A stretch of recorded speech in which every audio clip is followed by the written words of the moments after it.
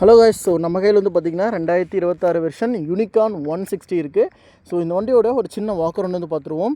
ஏன்னா அந்த வண்டி லான்ச் பண்ணது 2004, பட் இன்றைக்கி 2026 கிட்டத்தட்ட 22 வருஷங்கள் ஆகிடுச்சு.